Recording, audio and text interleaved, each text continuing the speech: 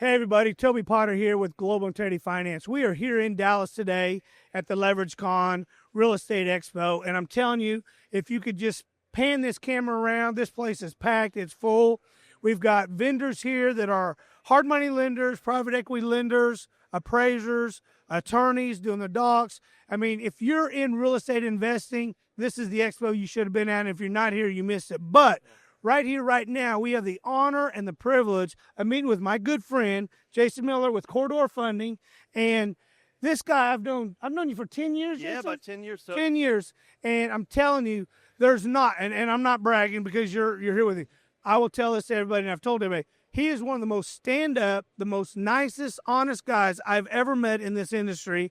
And so, like I said, it's an honor and a privilege to have you here today. Take it away, Jason. Tell me about Corridor and how you got into this thing and how long you've been in it. All right, Toby. Well, first of all, thank you. That was very kind of what you said, and I feel the same way about you and your operation. Thank you. It speaks for itself. I got into this business in 2016 and had never been in this business. I'd sold a oilfield services company, and but always had some interactions with real estate, so it made sense, and it's been a fun ride, Toby. I learned in undergrad real estate class, my first real estate class, that real estate is a local game. And I feel that way about hard money. At least That's how we started out, very local. And as you learn more. Now you're down in Austin, right? We're in San Antonio, kind of in between Austin and San Antonio. Yeah. Yes, sir. Yeah, you're in between those two. That's right. And we started out primarily lending in Dallas, where my family's from, and I was born in San Antonio. And as we grew and understood and learned about more markets and our clients grew to other markets, we expanded with them as well. But we definitely started out as kind of a local lending company. Right. Yes, sir. So you got out of the oil business, got into hard money lending, was doing it local between San Antonio and Austin, and now you guys are nationwide? We're pretty much nationwide. Yes, sir. We don't lend in Arizona and Nevada, a few states, but we can lend everywhere. Right. We don't necessarily market. We've got a strategized marketing strategy, so we're kind of across the belt of the United States, right? As far as Utah, and yes, sir, that's kind of where we're focusing now. Yeah, I always, when people ask me, are you nationwide? And I said, we're nationwide, but we don't do Montana, Wyoming, North, South Dakota. And here's the reason: if there's more trees or cattle than people, we're out. Yes, so that's kind of, to make it simple. Why won't we lend there? Well, because there's too many trees, too many cattle, not enough people to be moving in and out, to be turning over real estate. That's so right. Days on the market is longer, valuation is not there. When you're evaluating the deal, Jason, tell me kind of what the process is when a broker or a client brings you a deal. What do you guys look for, and how do you matrix that thing out? Yeah, that's a good question, Toby. I am most interested personally in the operator. Okay. Are they a stand-up person? What has been their trend of success? We all make mistakes. I have been through ups and downs, but how do they handle it? And what does that trend look like? I'm looking for transparent folks. That's one of our unique selling points. We strive to be transparent with our borrowers, and I'm looking for a partnership, if you will, who will be transparent with me as issues arise. We are certainly not a loan-to-own shop. Right. We try not to own. We want to invest and support their growth and success, and that's why I consider it a partnership. So I want to know about the operator. Yeah. And I have no problem with inexperienced operators, but I'm going to want to see what they have done in other industries, or if they're young, prior jobs or college or whatever they have been doing. We're looking for people with work ethic, who want a good partner that's got a good work ethic and trustworthy. So you're looking at more of a character reference. Am I willing to invest in this guy based upon how they've carried themselves in the past? Yes, sir. Yeah. Yes, sir. And that's a great baseline. When you're looking at the properties, now let me ask you this before we get into that. Are you big in fix and flips, DSCRs, ground up construction? What's your sweet spot? So we're about 50-50 at different times in both of those. Both of those. It could be 60% fix and flip or RTL, 40% DSCR, and it can revert to the opposite. I got you. So, yeah. So just depending upon how the clientele's rolling in and what's coming up. That's right. Yeah. And rates for DSCR. Yeah. Yeah. Yes, sir. So we're hoping, and I was just in that panel earlier with you guys. We're talking, it doesn't look like that the general concession of all those guys that are smarter than you and I, that rates are coming down anytime soon. That's kind of what I heard. That from broke that my as heart. well. I left. I started crying because I was in the mindset and understanding maybe in the next 90 days to 6 months, we're going to see rates hit below 6. But after listening to those guys who, like I said, been in the business a lot longer than you and I, a hell of a lot smarter than me, probably not as smart as you, but they were like, no, we don't see it happen anytime soon, right? Yeah, that's what I heard, Toby. But I'll share a little trade secret. All right. As long as you don't tell anybody. All right, we won't All tell right. anybody. So we're going to bleep this part out. We're going to have a conversation. My crew's going to bleep this out, but go ahead. So in that mastermind, I shared that I don't really seek to, like, we don't strive to work with people that are all about the rate. Right. You know, I processed payroll this morning, and I did not have the luxury of only processing if wages were trending downward or upward. Right, you know, right. it is an input in my business. And I strive, this is a trade secret, I strive to work with investors that see financing as one, it's an important input, but one of many variables in the real estate business. You know, I have always, I believe, and I tell our clients that, you know, I foresee that your biggest value adds to your real estate business are one, making offers. Right. You make money in this space when you buy. Right.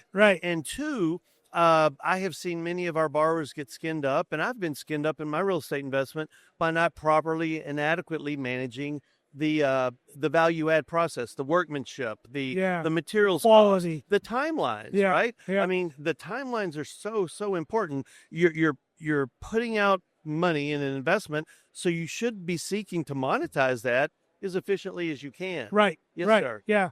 And that's awesome that you go that deep into it. When we got into it when we first started, one of the things that really upset me, Jason, and I've separated myself from those lenders, but we would have long-term clients come to us, and when I say long-term, we were barely started. We did 2, 3, 4, 5 deals back to back with them, and then they would bring us a deal, and I'd say, no, I just don't see it. And what they do, they'd go somewhere else and get it funded. Yeah. And I'm like, and then 6 months later, hey, Toby, I'm upside down. And I'm like, yeah, because that deal didn't work 6 months ago. It's not going to work today. But what made me so mad was there was no integrity in the lender loaning that money.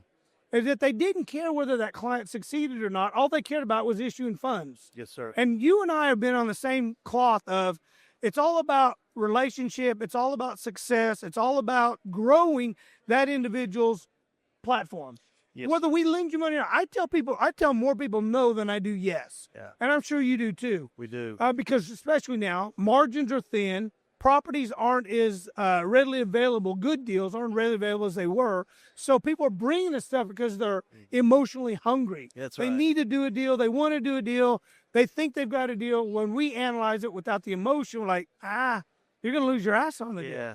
And so, but it does, I go back to what you were saying about the financing has to be an integral part of the whole deal, how that rolls out, how that makes you money if you do it right.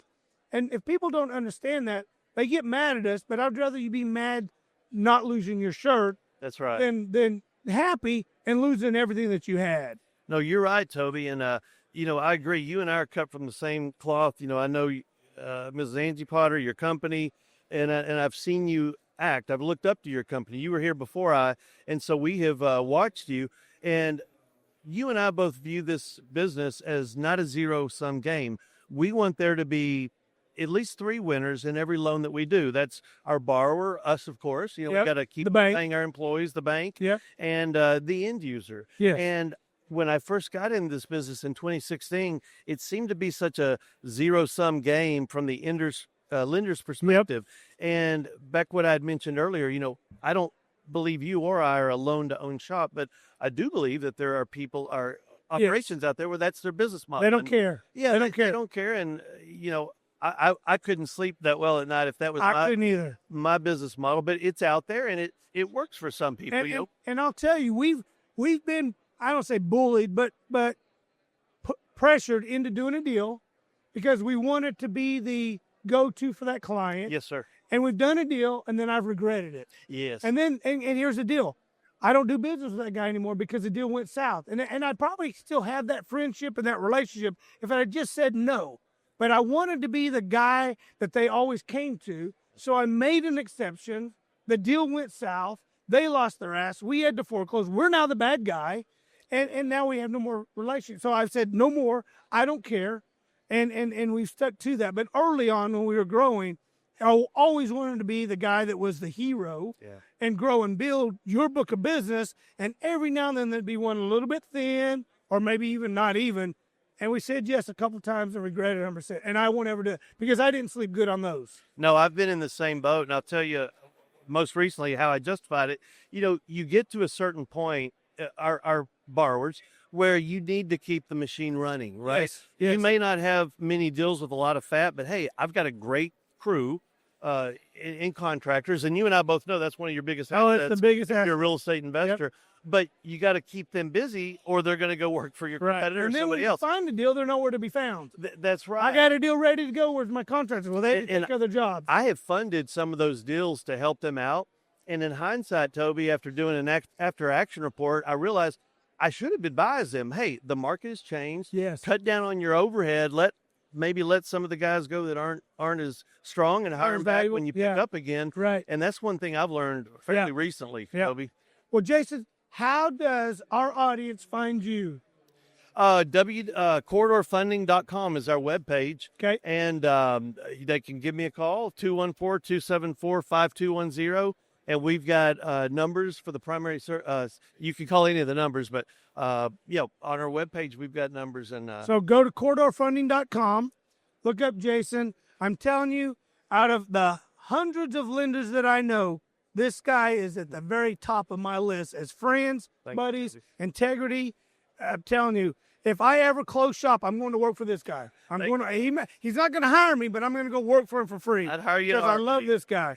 Thank you, Jason, thank you so much for being here today. Appreciate it. Thanks for the invitation, Toby. It's always good to see you, my friend.